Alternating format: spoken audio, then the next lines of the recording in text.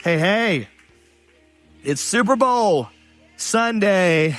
All right, yes, we got the New England Patriots facing off against the Seattle Seahawks, and football season is officially coming to an end. Some people are very excited about the game. Some people are very excited about the food. Some people are excited that their husband is done with fantasy football and stop talking about who's going to be in the playoffs and all of that.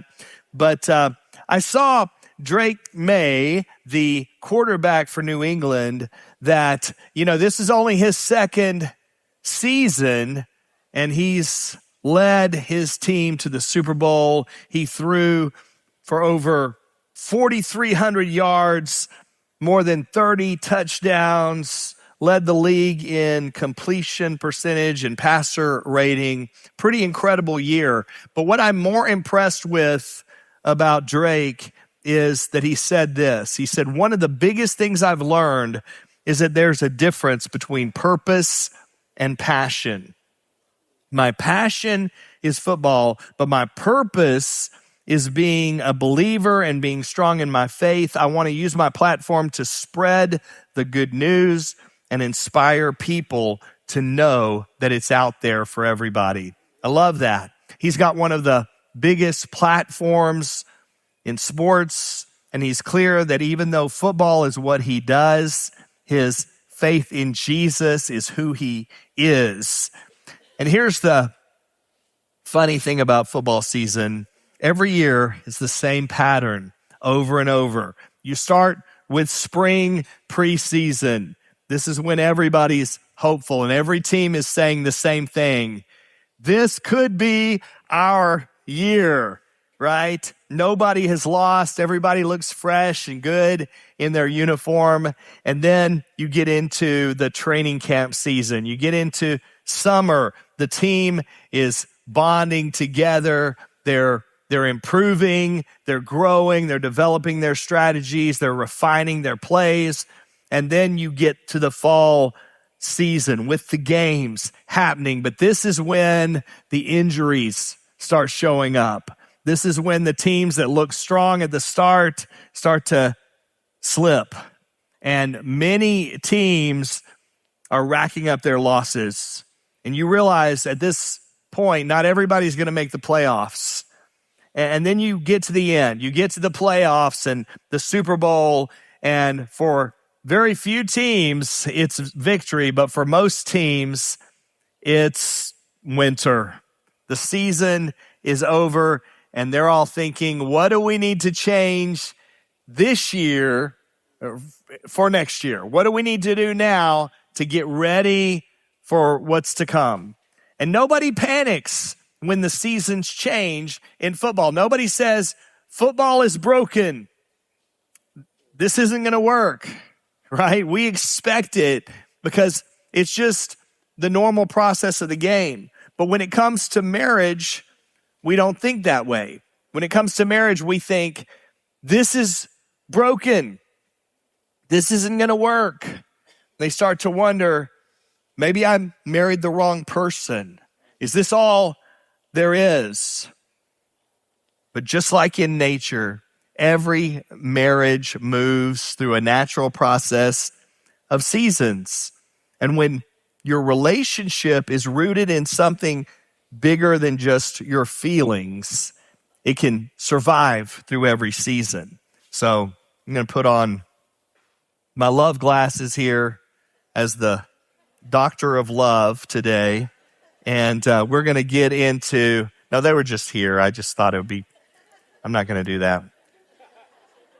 We're going to get into Song of Solomon. It's also called, in your Bible, it may be called Song of Songs, which literally means the best song. And what I love about Song of Solomon is that it doesn't just sugarcoat the truth. It doesn't give us the fairy tale picture of the perfect marriage. It shows us a real relationship with real issues, with real passion, real distance, desire, making up, growing, and staying in there. Marriage is a journey through the different seasons. Like Ecclesiastes chapter 3, verse 1 says, there is a time for everything and a season for every activity under the heavens. So if you're married, my question for you is, what season is your marriage in right now? Your season isn't defined by the calendar. Instead, your season is defined by your connection with each other. So this week, we're talking about maturing your relationship into the kind of covenant love that will survive the weather. Are you in spring, summer, fall, or winter? And we're going to look at how you can stay rooted in every one of the seasons. But before we talk through the seasons, I want to give you something hopeful and freeing. Every marriage is in the process of moving from one season to another. It's not always perfect weather as you move from spring to summer, summer to fall, fall to winter. It's like in Texas, sometimes we have all the seasons in 1 week or sometimes even in one day, right? The seasons don't just happen one time. They repeat regularly throughout the course of a marriage. So if you're thinking today, we were great once, but we're just not there right now, we're not anymore, then know that you haven't failed. You're still in process. That's why you don't need to be comparing your current season with someone else's that you see on social media or with your friends. No marriage is perfect, but no marriage is without hope.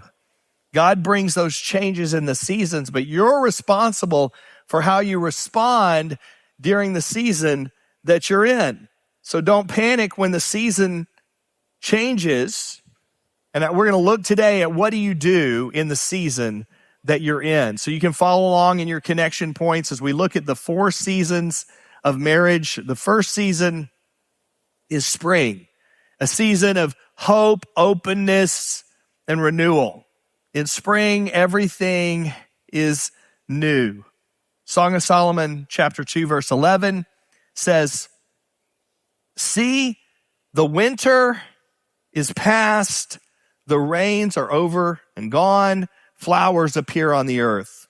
The season of singing has come, the cooing of doves is heard in our land. The fig tree forms its early fruit, the blossoming vines spread their fragrance.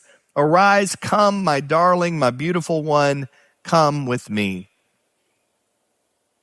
I can see clearly now, the rain has gone," right? Winter's over, the birds are singing, the flowers are in bloom, the vines are smelling sweet. You're getting a fresh start. They're both excited about their future together, and she invites him to go with her. Spring is when you've got hope and gratitude and trust begins to bloom, or maybe it begins to bloom again. But spring doesn't stay healthy just based on feelings. That's why spring is the season when you need clarity, you need direction, you need honesty. You don't just enjoy the flowers, but you decide what it is you're going to be planting for the future. What do you do if you are in that spring season in your relationship? Well, you enjoy it, but you don't just coast, because spring attitudes need spring actions. And we're going to talk about some spring steps that you can take. The first is to dream and to clarify your vision. Spring is about direction. You need to decide where you're headed. What's the vision for your marriage and for your future? Proverbs 29:18 says, "Where there is no vision, the people perish." And you need a vision for your marriage. You need to have a reason that's bigger than just yourself so that you can make a lasting impact by serving together, by reaching people together, by reflecting Jesus to the world and leaving a lasting legacy.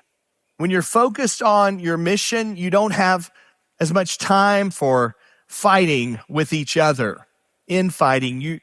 When you're focused on your mission, you're celebrating your victories together. And then another spring step is to restart or to start honesty and transparency. In Genesis chapter 3, when Adam and Eve rebelled against God and they sinned, what did they do? They hid. And we've been hiding from God and from each other ever since. Your relationship will only be as sick as the secrets that you're keeping from each other. So in spring, you choose to build your future on getting real and transparent with each other and not hiding. And you think, well, if I tell my spouse who I really am and what's really going on, then they'll reject me. The problem with that is that if you don't tell them, then they never know the real you, and you never really feel accepted. Intimacy is into me see. So in spring, you want to get real with each other so you can build on a foundation of honesty. And if you haven't been honest, then you can reestablish that trust. Now, trust takes time to be rebuilt when trust has been broken. But spring is the season for clarity and for character, not just for good feelings and good vibes, okay? And then establish new habits. Spring is a season to put healthy habits in place, like a regular date night and like praying together.